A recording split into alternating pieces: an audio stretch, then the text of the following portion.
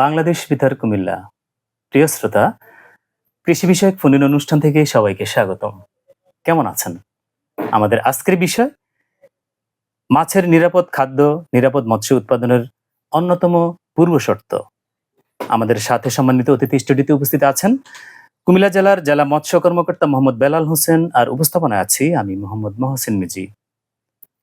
শ্রোতা বন্ধুরা, অনুষ্ঠান চলাকালে আপনাদের কোনো প্রশ্নের উত্তর জানতে ফোন করুন এই নম্বরে 013309504221। পাশাপাশি ইমেল বা ফেসবুকে যোগাযোগ করতে পারবেন। আমাদের ইমেল অ্যাড্রেস bbkumilla2009@gmail.com এবং ফেসবুক আইডি www.facebook.com/বাংলাদেশ বেতার কুমিল্লা। এছাড়াও অনুষ্ঠানটি বাংলাদেশ বেতারের ওয়েবসাইট www.betar.gov.bd ও মোবাইল অ্যাপ বাংলাদেশ বেতারে শুনতে পাবেন। প্রিয় শ্রোতা বন্ধুরা, আপনারা জানেন কৃষি, মৎস্য এবং প্রাণী সম্পদে ভরপুর আমাদের বাংলাদেশ। তবে তার পিছনে এই মৎস্য বিভাগের অনন্য ভূমিকা রয়েছে। আমরা ইতিমধ্যে দেখছি যে বাংলাদেশের হাটে বাজারে আমাদের বিভিন্ন প্রজাতির মাছ, বিপুল পরিমাণ মাছ পাওয়া যায়। এখন হাতের নাগালে আমাদের এই নতুন নতুন মাছের যে উৎপাদন এবং যে অত্যাধুনিক উৎপাদন পদ্ধতি উদ্ভাবন করেছেন মৎস্য অধিদপ্তর। আজ আপনারা জানেন যে মৎস্য অধিদপ্তরের এই উদ্ভাবনী উদ্যোগের ফলে বাংলাদেশে আজ মাছের বিপ্লব হয়েছে। আমরা এখন হাতের নাগালে যে কোনো মাছ পেয়ে যাচ্ছি। তো আসুন আমরা আজকে বিস্তারিত জেনে নিব। আমাদের স্টুডিওতে উপস্থিত কুমিল্লা জেলার জেলা মৎস্য কর্মকর্তা মোহাম্মদ বেলাল হোসেন, আপনাকে স্বাগত জানাচ্ছি আজকের অনুষ্ঠানে। ধন্যবাদ আপনাকে। আপনার কাছে আমার প্রথমেই যে প্রশ্ন থাকবে যে আমরা ছোটবেলা থেকে শুনে আসছি যে আমরা মাছে ভাতে বাঙালি। তো সেই মাছে ভাতে বাঙালি আজ সেটা বাস্তবে আপনারা রূপ দিয়েছেন আপনাদের বিভিন্ন কর্মকাণ্ড দিয়ে, বিশেষ করে মাছের যে আধুনিক উৎপাদন প্রযুক্তি দিয়ে। তো প্রথমেই আপনার কাছে আমি জানবো যে উৎপাদন যে নিরাপদ মৎস্য খাদ্য, এই বিষয়টা যদি একটু বলতেন। আবারও ধন্যবাদ জানাচ্ছি, আন্তরিক ধন্যবাদ জানাচ্ছি বাংলাদেশ বেতার কুমিল্লা কর্তৃপক্ষকে আজকের সুন্দর এই প্রোগ্রামে আমাকে আমন্ত্রণ জানানোর জন্য। আজকের যে বিষয়টি আমরা এখানে তুলে ধরছি, বিষয়টা খুব গুরুত্বপূর্ণ, যে নিরাপদ মৎস্য খাদ্য, নিরাপদ মাছ উৎপাদনের জন্য পূর্ব শর্ত। তা আপনার এই প্রশ্নে যাওয়ার আগে আমি একটা সুখবর দিয়ে আমি আমার উত্তরটা আমি দিতে চাই, কারণ এখানে আমাদের দর্শক শ্রোতা বিন্দুরা রয়েছেন। সেটি হলো যে আমাদের এইবারে যে পরিসংখ্যান মৎস্য অধিদপ্তরের, সেটি হলো যে বাংলাদেশ তো মৎস্য উৎপাদনে স্বয়ংসম্পূর্ণ এবং আমরা প্রায় 50 লক্ষ মেট্রিক টন মৎস্য উৎপাদন করতে সক্ষম হয়েছে। আমাদের যা চাহিদা তার চেয়েও বেশি। অনেক ভালো খবর। এবং কুমিল্লার অবস্থান গোটা বাংলাদেশের মধ্যে দ্বিতীয়। এরপরে আমি আপনার প্রশ্নে আসি যে আসলে নিরাপদ মৎস্য খাদ্য বলতে আমরা কি বুঝি। নিরাপদ মৎস্য খাদ্য বলতে আমরা ওই খাদ্যকেই বুঝাবো যে খাদ্য নিরাপদ এবং মাছ খেলে মাছের মানে তার যে বৃদ্ধি এবং দৈহিক বৃদ্ধি এবং পুষ্টির যথাযথভাবে হবে, কোনো সমস্যা হবে না। তাহলে আমরা যেটি বললাম যে দুইটি বিষয়, একটা হলো যে খাদ্যটা একদম নিরাপদ হচ্ছে এবং মাছের দৈহিক বৃদ্ধিতে তার যে যথোপযুক্ত দৈহিক বৃদ্ধি হওয়া দরকার সেটিতে কোনো বাধা থাকছে না। তো ওই ধরনের খাদ্যকেই আমরা নিরাপদ মৎস্য খাদ্য বলবো। ধন্যবাদ আপনাকে। নিরাপদ মৎস্য উৎপাদনে আর কি কি শর্ত আছে? নিরাপদ মৎস্য উৎপাদনের ক্ষেত্রে আমাদের গুরুত্বপূর্ণ যে তিনটি বিষয় আমরা বলে থাকি। একটি হলো আপনি যেটি বললেন যে নিরাপদ মৎস্য খাদ্য, আরেকটি হলো যে আপনার মানসম্পন্ন পোনা, যে মাছের যে পোনা এটি, আরেকটি হলো যে আমার চাষ প্রযুক্তি, যে আমি কোন পদ্ধতিতে আমি মাছ চাষ করছি।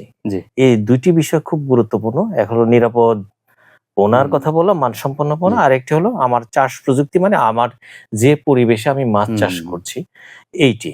কারণ হলো যে আমার যে পরিবেশে যে পুকুরে আমি মাছ চাষ করব, সে পুকুর যদি কোনোভাবে যদি সেখানে দূষিত হয় পানি, যদি সেই পুকুরে যদি আমি যে পানি আছে সেটি গুণগত মানসম্পন্ন না, মাছ বসবাস উপযোগী যদি না হয়, তাহলে কিন্তু সেই পুকুরে থেকে আপনি নিরাপদ মাছ পাবেন না, এটাই স্বাভাবিক। আর যে মাছ আমি পোনা আমি ছাড়বো যে পুকুরে, সে পোনাটাও কিন্তু গুণগত মানসম্পন্ন গুণগত হতে মান হবে। সম্পন্ন হবে। ধন্যবাদ। আমরা এই পর্যায়ে জানবো যে কোয়ালিটি সিড বা গুণগত মানসম্পন্ন পোনা উৎপাদন হ্যাচারির করণীয় কি? যেখানে মাছের এটি মানে পোনা উৎপাদন করা হয়। এটি খুব গুরুত্বপূর্ণ একটি বিষয় যে আমরা নিরাপদ, এই যে আমরা বললাম মানসম্পন্ন যে পোনাটা, জি, এই গুণগত মানসম্পন্ন পোনা যদি উৎপাদন করতে চাই, তাহলে প্রথমেই একটা হ্যাচারি ওনার, এটি হতে পারে আপনার সরকারি হ্যাচারি জি, অথবা বেসরকারি হ্যাচারি, সেই হ্যাচারিকেই আমাদের সরকারি কিছু নিয়ম নীতি অনুসরণ করতে হবে, জি, যেটি মৎস্য হ্যাচারি আইন 2010 জি, এবং মৎস্য হ্যাচারি বিধিমালা 2011, জি, এখানে কিন্তু সুন্দরভাবে সরকার বিবৃতি করে দিয়েছেন। যে সেখান থেকে আমি ২-১টা পয়েন্টে একটু কথা বলি। জি, যে নিরাপদ যদি পোনা আমি উৎপাদন করতে চাই, তাহলে আমার যে ব্রুড মাছ, জি, মা মাছ এবং পিতা মাছ যেখান থেকে আমি রেণু পোনা আমি জি, তৈরি করব, সেটি কিন্তু নিরাপদ হতে হবে জি, এবং ভালো উৎস থেকে হতে হবে, ২ টি আলাদা জি, জায়গা থেকে হতে হবে। এমন যদি হয় যে আমার মা মাছ হলো হালদা নদী থেকে, জি। তাহলে ওই সোর্স থেকে আমি পিতা মাছ বা পুরুষ মাছটা আমি নিব না। ওটি নিব অন্য একটি অন্য নদী এক থেকে, জায়গা মেঘনা থেকে। থেকে। তাহলে আমার কি হবে যে ইনব্রিডিং যে জি, অন্তঃপ্রজনন যেটি, হুম, সেই প্রজনন সমস্যা হবে না। আচ্ছা, অন্তঃপ্রজনন না হলে এই বাবা-মা থেকে যে পোনা পাওয়া যাবে, সে পোনা দ্রুত বাড়বে। দ্রুত পারবে। হ্যাঁ। এইজন্য ইনব্রিডিং সমস্যা যাতে না হয়, হুম, সেরকম গুণসম্পন্ন মাছ আপনার পোনা হতে হবে, সেরকম ব্রুড হতে হবে।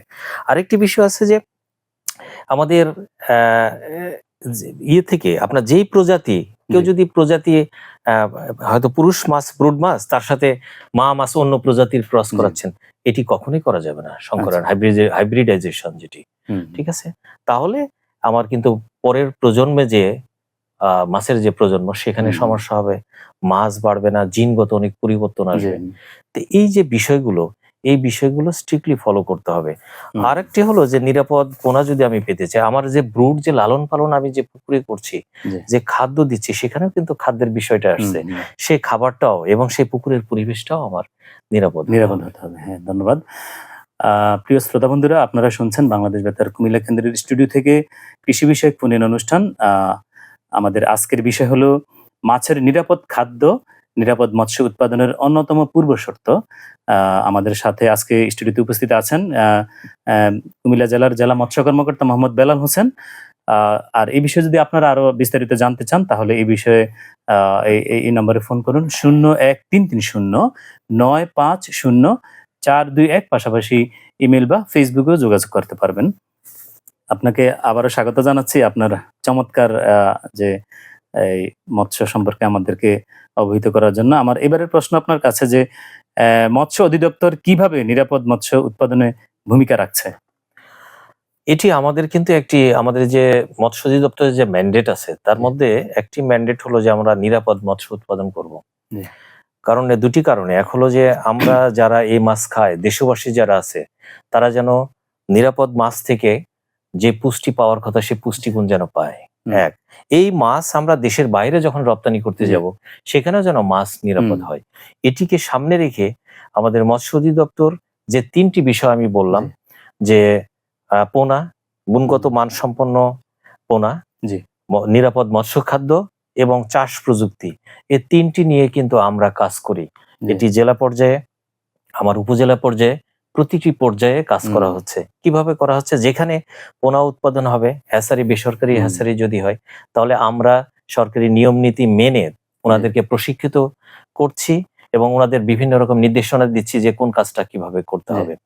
চাষ প্রযুক্তি যেটি নিরাপদ মাছ উৎপাদনের ক্ষেত্রে জি, আমাদের অনেক গুরুত্বপূর্ণ বিষয় আছে, যে কিভাবে আমরা যে অ্যাকুয়াকালচার যে মাছ চাষ করছি, এটি কিভাবে উত্তম পদ্ধতিতে করা জি, যায়। এই পদ্ধতিগুলো কিন্তু আমরা চাষী পর্যায়ে, হুম, উপজেলা পর্যায়ে, মাঠ পর্যায়ে এগুলো কিন্তু আমরা প্রশিক্ষণ দিচ্ছি চাষীদের। হুম, প্রতিনিয়ত প্রতি বছরই আমাদের নির্ধারিত বাজেটও থাকে। জি, বাজেটের আওতায় আমরা চাষীদের প্রশিক্ষিত করি যে কিভাবে জি, সে নিরাপদ মৎস্য উৎপাদন করতে জি, পারবে।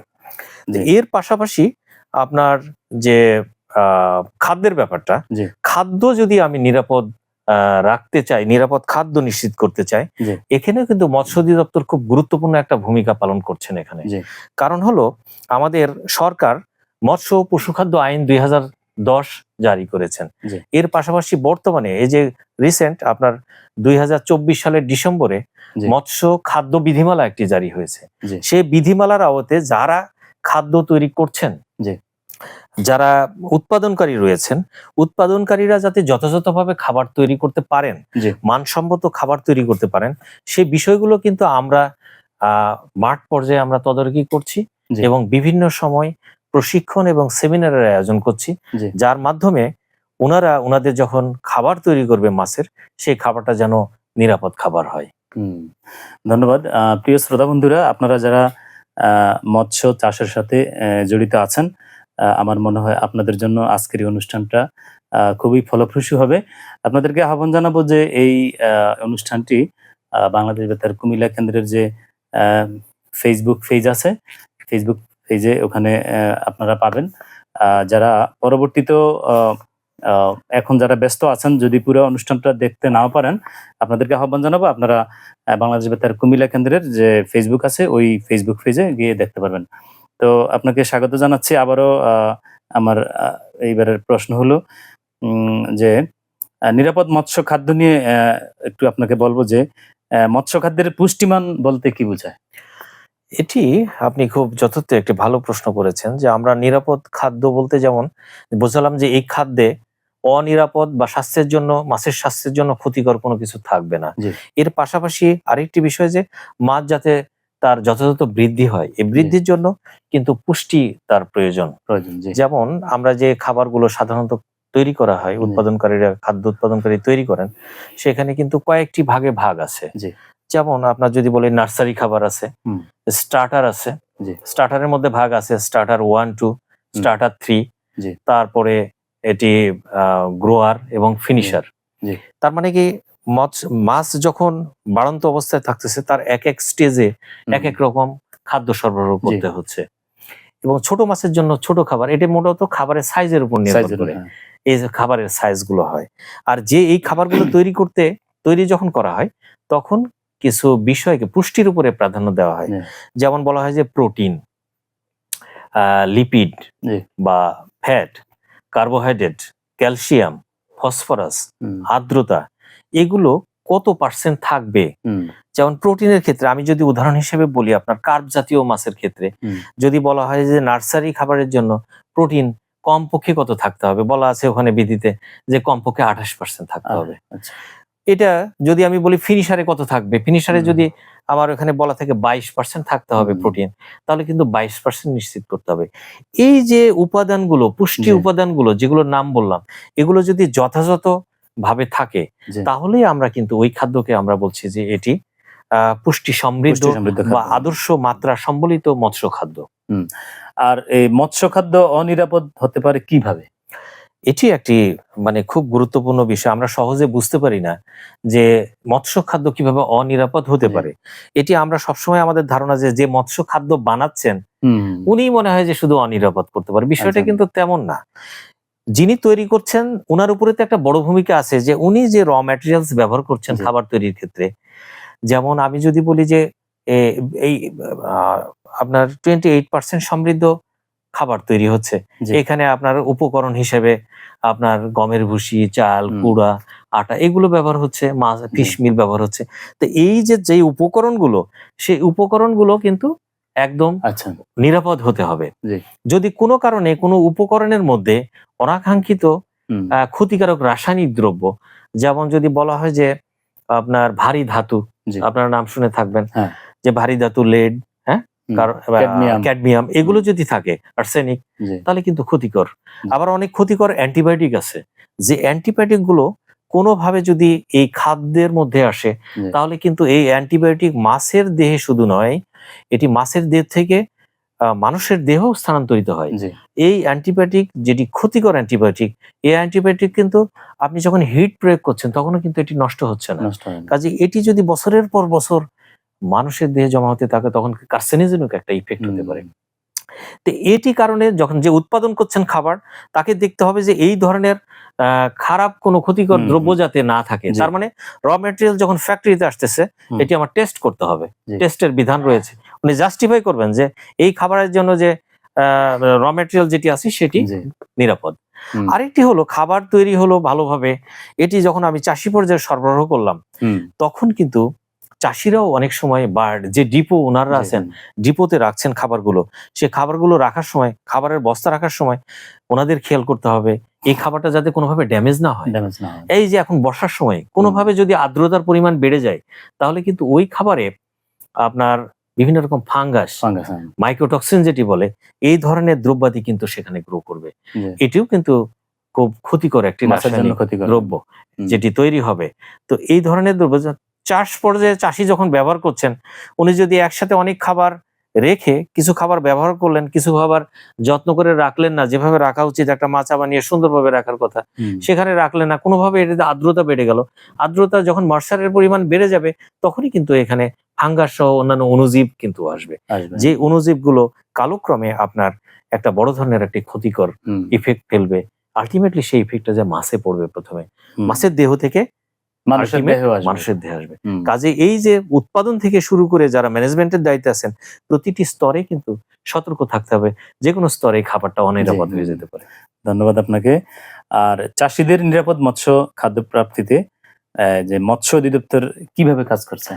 এটি আমরা মৎস্য অধিদপ্তর যদি আমি মৎস্য অধিদপ্তর কুমিল্লার কথা বলি, জি, আমরা কিন্তু মাঠ পর্যায়ে আপনার উৎপাদনকারী থেকে শুরু করে জি, যারা কারখানায় এই খাবার তৈরি করছেন তাদের থেকে শুরু করে ডিপো এবং চাষ পর্যায়ে জি। প্রত্যেকটা জায়গাতে কিন্তু আমরা মনিটরিং আমাদের রয়েছে হুম। এবং যারা চাষি রয়েছেন তাদেরকে কিন্তু আমরা এই কথাগুলো যে কথাগুলো বললাম এগুলো কিন্তু আমরা প্রশিক্ষণের মাধ্যমে তাদেরকে আমরা শিক্ষা হুম, দিচ্ছি যে তারা যেন এই নিরাপদ মাছ উৎপাদনের ক্ষেত্রে এই প্রসিডিউর গুলো জি, মেনটেন করে। কাজেই আমরা মৎস্য অধিদপ্তর থেকে আহ, এই এই নিয়মগুলো কিন্তু আমরা মাঠ পর্যায়ে আমরা হুম, আমাদের প্রত্যেক উপজেলাতে আমাদের কর্মকর্তা রয়েছেন হুম। তাদের মাধ্যমে আমরা এই মেসেজগুলো আমরা থ্রো করছি আমাদের চাষি ভাইদের কাছে হুম। যাতে তারা নিরাপদ মৎস্য উৎপাদন করতে আমার পারে। এবারের প্রশ্ন আপনার কাছে যে খাদ্য উৎপাদনকারীরা নিরাপদ মৎস্য খাদ্য উৎপাদনে কতটুকু নিশ্চয়তা প্রদান করতে পারছে? এই বিষয়ে একটু বলেন। এটি একটি কঠিন প্রশ্ন আপনি করেছেন হুম। যে আমাদের একটা ফোন আসছে, একটু নিয়ে নিই। জি, আসসালামু আলাইকুম। আসসালামু আলাইকুম। ওয়ালাইকুম সালাম। আ জি, কে বলছেন? শামসুল আলম, সভাপতি, হরিদ্বার রেডিও ক্লাব থেকে বলছিলাম। জি, শামসুল আলম ভাই, আপনার প্রশ্নটি কি একটু বলেন? আমার প্রশ্নটি হচ্ছে, আজকে যিনি অতিথি জেলা মৎস্য কর্মকর্তা মহোদয়ের নিকট যে আমি 36 শতক হুম, হুম। 36 শতক পুকুরের মধ্যে আমি হ্যাঁ। গতকালকে 10 কেজি বিভিন্ন জাতের মাছ আমি ফালাইছি। এখন হুম, আমি ওই পুকুরের মধ্যে কি ধরনের খাবার দিলে হুম, হুম, বা কি ধরনের খাবার দিতে হবে হুম, হুম। সেই বিষয়টা যদি জানেন। পানি আছে অনেক, 20 ফুটের মতো পানি। 20 ফুটের মতো পানি, আচ্ছা। জি জি, জি, ধন্যবাদ। জি, আপনার প্রশ্নের জন্য আপনাকে অসংখ্য ধন্যবাদ। জি, শামসুল আলম ভাই, আপনি শুনতে থাকুন। হুম। ধন্যবাদ। আমি হুম। শুনেছি প্রশ্ন। ওনার 36 প্রশ্নটা শতক, খুব হ্যাঁ, 36 শতক জমি 10 কেজি বিভিন্ন জাতের বিভিন্ন পোনা জাতের ফেলছে আর কি। পোনা ফেলেছেন এবং মাছের যে পানির যে গভীরতা পানি সেটিও 20 উনি ফুট, বলেছেন হ্যাঁ। 20 হুম, ফুট। তো এইটা শুরুতেই কিন্তু আমাদের সবাইকে একটু চাষি পর্যায়ে চাষি ভাইরা যারা আছেন তাদেরকে একটু খেয়াল করতে হবে যে আমি যদি লাভজনক উপায়ে মাছ চাষ করতে জি। চাই তাহলে প্রথম থেকে কিন্তু আমাদের কার্যক্রমগুলো সঠিক হতে হবে। 25 ফিট পানি মানে এটার পানির গভীরতা 20 অনেক ফিট, বেশি, 20 20 ফিট, ফিট হ্যাঁ। পানির গভীরতা অনেক বেশি, বেশি, হ্যাঁ। তাই না? হ্যাঁ, আমরা অনেক বেশি। সাধারণত আমরা তো বলি যে মাছ চাষের জন্য আপনার যদি এমন হয় যে 7 ফিট পানি আছে, জি। হ্যাঁ 6 ফিট 7 ফিট 8 ফিট পানি, হুম, এগুলো কিন্তু অপটিমাম। এটি জি। হলো অনেক বেশি। এনিওয়ে উনি যেহেতু এটা হয়তো ওনার কিরকম পুকুর আমি জানি না। হুম, হুম। তাহলে এই পুকুরে যে পানিও বেশি আছে আর মাছও উনি বিভিন্ন প্রজাতির মাছ জি। ছাড়ছেন। প্রজাতিগুলোও কিন্তু আমাদের হিসাব করে ছাড়তে হবে। জি, যে আমরা সাধারণত একটা পুকুরের ৩ টা স্তর বলে থাকি। জি। হ্যাঁ? যে উপরের স্তর, মাঝের স্তর মাঝের স্তর, এবং নিচের স্তর। নিচের স্তর।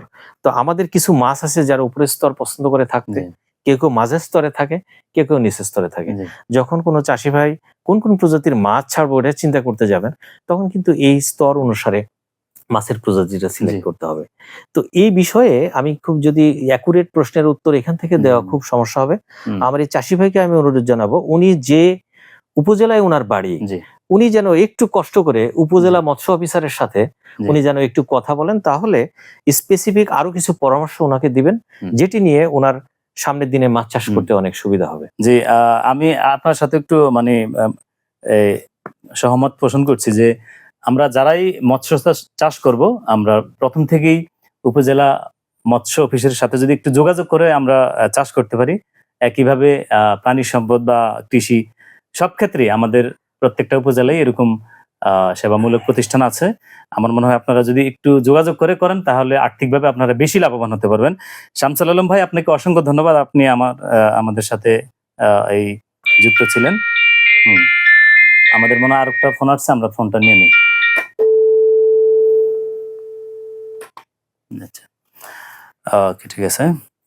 তো আপনাকে অসংখ্য ধন্যবাদ। আপনি যে প্রশ্নটা যেখানে রাখছিলেন আর কি, যে আমাদের খাদ্য উৎপাদনকারীরা তারা আসলে কতটুকু নিশ্চয়তা প্রদান করতে পারছেন, এটি আমরা যেটি করে থাকি মাঠ পর্যায়ে, যে আমাদের অধিদপ্তর থেকে কিনা আমাদের নির্দেশনা আছে যে একই জেলাতে আমরা কি পরিমাণ স্যাম্পলিং করব খাদ্যটা, যে তারা কিভাবে খাদ্য তারা মানটা নিশ্চিত করছেন। আমরা কিন্তু প্রতি বছরই আমরা কিন্তু স্যাম্পলিং করি। এটা উৎপাদনকারী কারখানা থেকে করি, ডিপো থেকে করি, চাষিদের কাছ থেকে করি। এই স্যাম্পল গুলো কালেকশন করে আমাদের মৎস্য অধিদপ্তরের ল্যাবরেটরি আছে, আমাদের 3টি আধুনিক মানের ল্যাবরেটরি আছে, যে ল্যাবরেটরি গুলোতে আপনার খাদ্যের সব রকম টেস্ট আমরা করতে পারি খুব সহজেই। সেখানে একটা নির্ধারিত ফি ধরা আছে। কেন্দ্রীয় পর্যায়ে এটি আমাদের 3টি ল্যাবরেটরি 3 জায়গাতে, একটি আছে ঢাকায় সাভারে, একটি হলো চট্টগ্রামে, আর একটি খুলনাতে, এবং এটি হলো আধুনিক মানের ল্যাবরেটরি। তো এই ল্যাবরেটরি গুলোতে আমরা টেস্ট করে কারো যদি দেখা যায় যে আমার যে খাদ্য বিধিমালা আছে তার সাথে আদর্শ মাত্রার সাথে কম বেশি আছে, তাহলে কিন্তু আমরা সেগুলোতে বিধিবদ্ধ আইন যে আছে সে আইন অনুসারে আমরা ব্যবস্থা গ্রহণ করি। সাথে সাথে যদি কারো যদি কোনো উপাদান যদি কম থাকে বা বেশি থাকে, সেটি কিন্তু আমরা কারখানাকে আমরা অ্যালার্ট করি সাথে সাথে, এবং ওনারা ব্যবস্থা নেন। আর এইভাবে কিন্তু আমাদের কার্যক্রমগুলো আমরা এগিয়ে নিচ্ছি।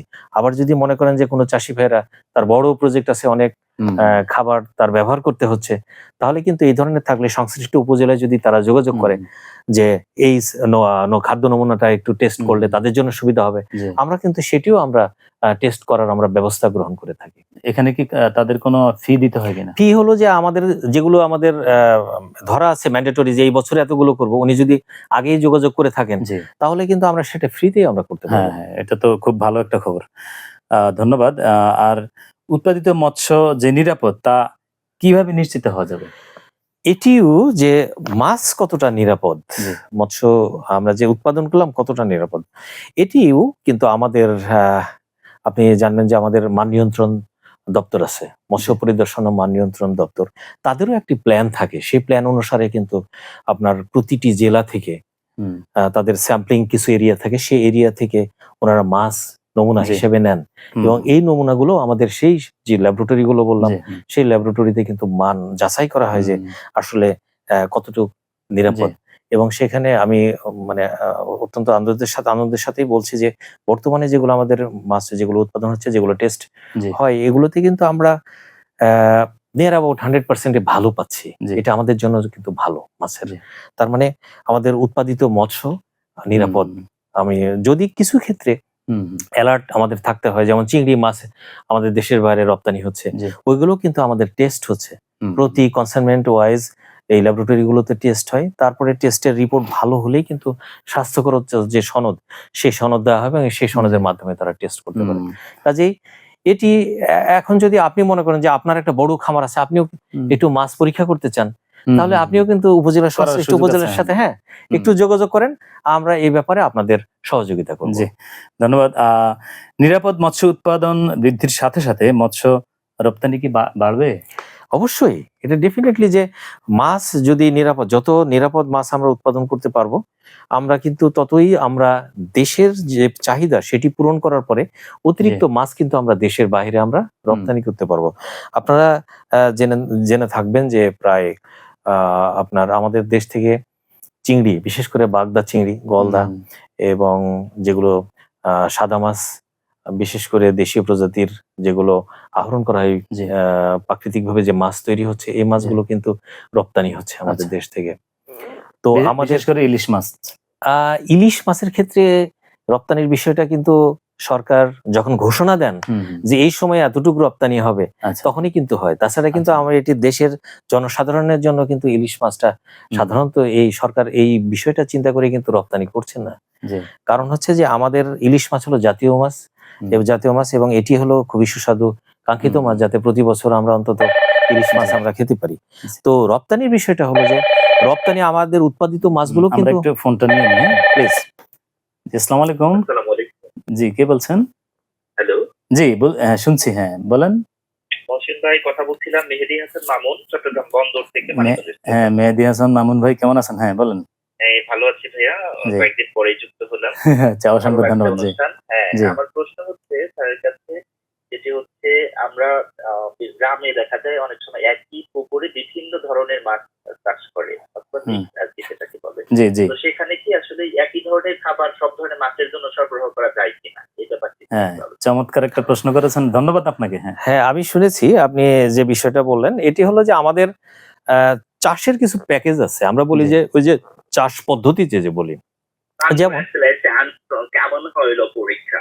হুম হুম যদি চাষ পদ্ধতি যদি সঠিকভাবে আমরা অনুসরণ করি, জি যখন কোনো খামারি মাছ চাষ করতে যাবেন, ওনার একটা চাষ পদ্ধতি অনুসরণ করতে হবে। জি এক একটা প্যাকেজ আমরা বলি, যেমন কার্প জাতীয় মাছ, হুম হুম হুম রুই, কাতলা, মৃগেল, সরপুরি, এইগুলো একসাথে আপনি মিশ্র চাষ যেটি বলেন, হুম, হুম, এটির জন্য।